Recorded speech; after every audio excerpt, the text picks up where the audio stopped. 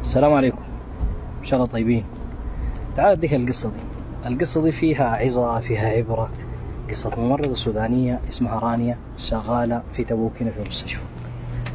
كانت مشرفة على 3 حالات، وهي مفروض ما تكون مشرفة على ال3 حالات الحرجة دي، لكن لنقص في الكادر الطبي في المستشفى هي أشرفت على الحاجة دي، وده خطأ في حد ذاته. هي كونها تمسك 3 حالات ده في حد ذاته خطأ، لكن نتيجة للنقص هي أشرفت على الحاجة دي. كان في واحد من الحالات تقريبا طفل حصل له مضاعفات ويتوفى، والطفل رفع قضية ضد المستشفى.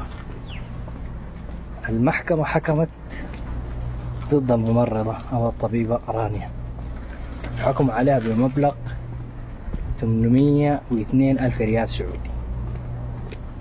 تخيل يا عزيزي، المبلغ ده مفروض تتحمل المستشفى ومسؤولية المستشفى، لأنها هي سدت خدمة أصلا مفروض ما تقوم بها، لكن سدت خدمة نتيجة للعجز في الكادر الطبي والنقص في الكادر الطبي. ما علينا، المهم الحكم وقع عليها. الشيء جميل، الشعب السوداني في يوم واحد سدد مبلغ 802,000. يعني تخيل ربنا ده لما يسخر لك ناس، ده معناه هي ذاتها لما قامت بالعمل ده قامت به لوجه الله تعالى، وقامت بعمل إنساني. ربنا سخر لها البشر ده من ماف.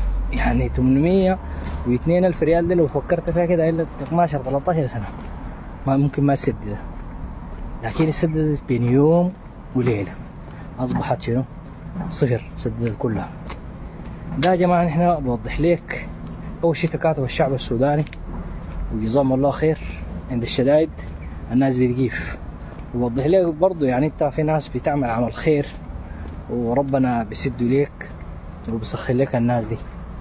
والشيء الثالث اللي عايز اقوله، البلد دي ما فيها مجامله. نحن هناك في السودان عادي تنسى شاشه في بطن زول، تنسى مقص، عادي ما بزول بيزعلك. لكن البلد دي هنا هسه ده خطأ مش عندها، ده خطأ. الخطأ بتاعها هي انها قامت بالدور ده، ومفروض هي ما تقوم. المفروض الدور ده يكون موزع على عدد من الممرضين، لأنها 3 حالات. لكن نتيجة للنقص قاعدة يا أخي نمشي الأمور. وزي هنا نحن هنا في البلد دي الواحد بيشتغل محاسب، تشتغل مدير مالي، تشتغل بياع، تشتغل كل الوظائف دي، وانت شايف نفسك سوبرمان. لكن في النهاية دي أخطاء، انت ترتكب في خطأ ما حقك، بيجي واحد يبلغ فيك ويشتكيك وانت تبقى صاحب المسؤولية. المفروض انت قاعد في دور ما دورك ما تقوم، ما تشتغل، ما تقول الله انا يا اخي بقوم بدور حق صاحب الحق. ده بورطك وبورط نفسك. والشيء ده بقى يعني فيه كثير نتيجة لطيبة نفس، نتيجة لأشياء كثيرة ما مفهومة، بعدين بيقعوا في الخطأ ده. عشان كده نصيحة لكم، البلد دي ما فيها مجاملة، ما فيها مجاملة. حكاية انه انا جامل بنفسي، انا جامل بكده، وانا والله اعمل كده، والله يمشيها عادي. الحاجة هذه دامت يوم واحد حصلت فيه مشكلة وضوال ده رفع قضية. البلد هنا ما بيجاملوك. دقيت لك على بزول، سبت لك على بزول، مشيت قلت ده اخوي ما بعرفك، بيتقلب عليك في ثانية واحدة، بيدفعك ليها.